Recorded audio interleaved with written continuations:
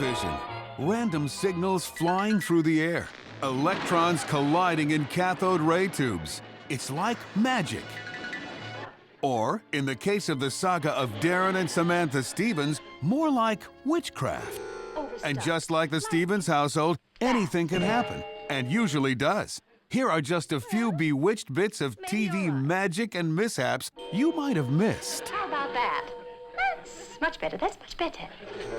In Be It Ever So Mortgaged, Gladys Kravitz sneaks up to the Stevens' living room window to snoop around and gets a real eyeful of the diagonal wooden strut inside the fake house.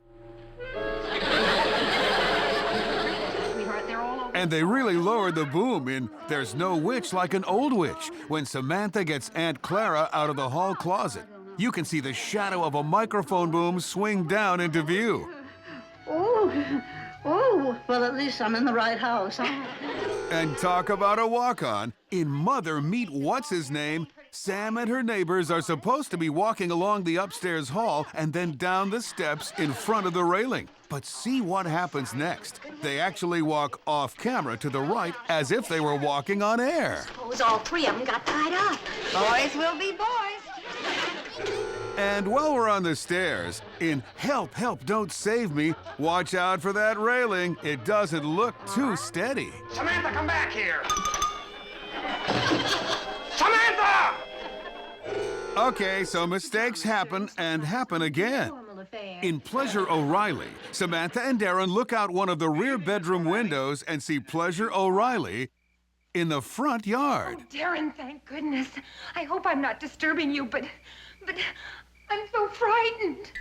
And in the continuing saga of Sorry Wrong Window, it happens again in episode number 32, Illegal Separation. When Sam and Darren head over to the same back window and spy on the Kravitz's big reconciliation, they're standing in the, you guessed it, front yard.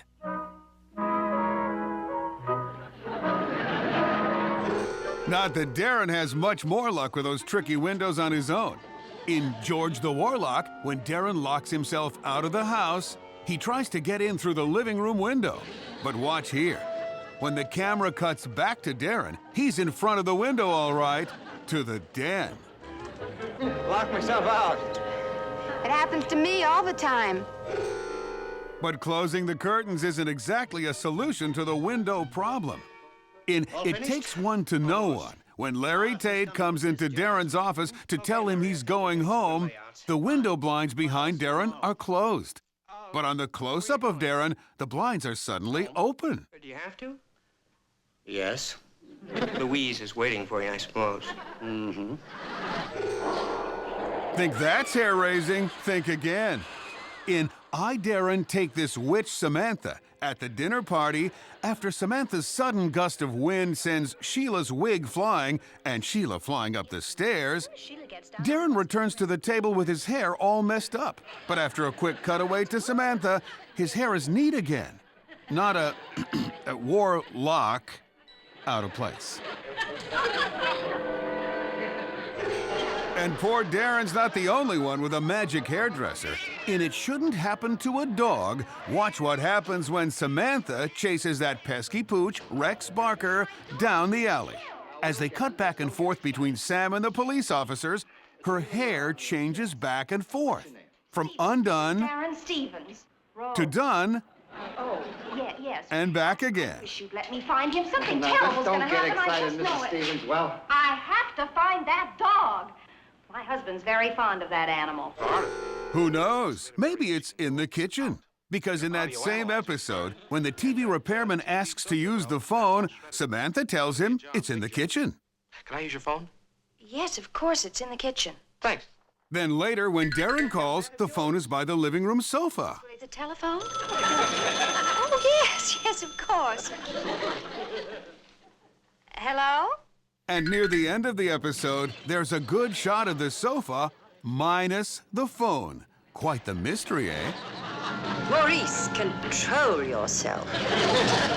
But that's not all that's mystifying in this household. In episode number 27, Which Witch is Which, Samantha treats herself to a new dress. Only wish I had your figure. So do I.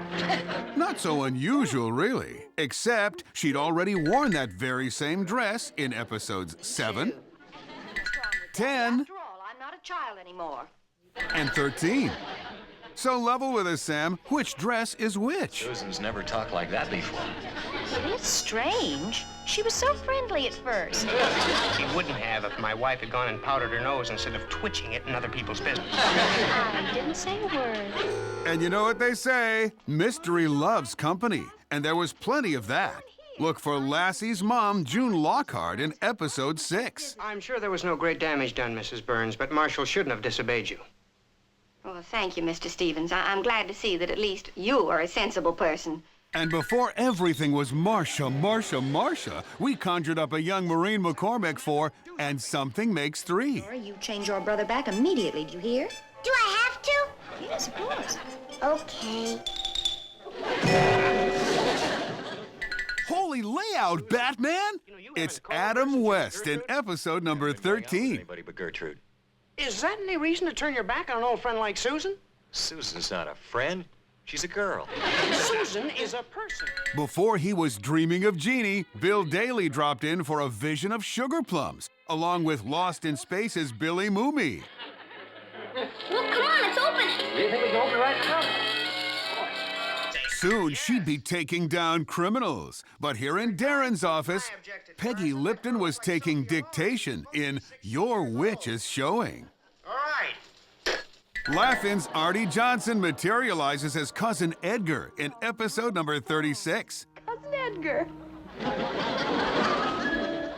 And Paul Lind made an early entrance when he got Samantha's spark plugs poppin' in Driving is the Only Way to Fly, before his transformation into the irrepressible Uncle Arthur in season 2. My name's Samantha Stevens. Aren't you going to tell me yours? Harold here. Hello there. So whether it's flyaway hair or spellbinding sets, don't get your nose out of joint. You can always brew up some laughs by turning on your TV, where anything can happen, just like magic. How did you, Nail file.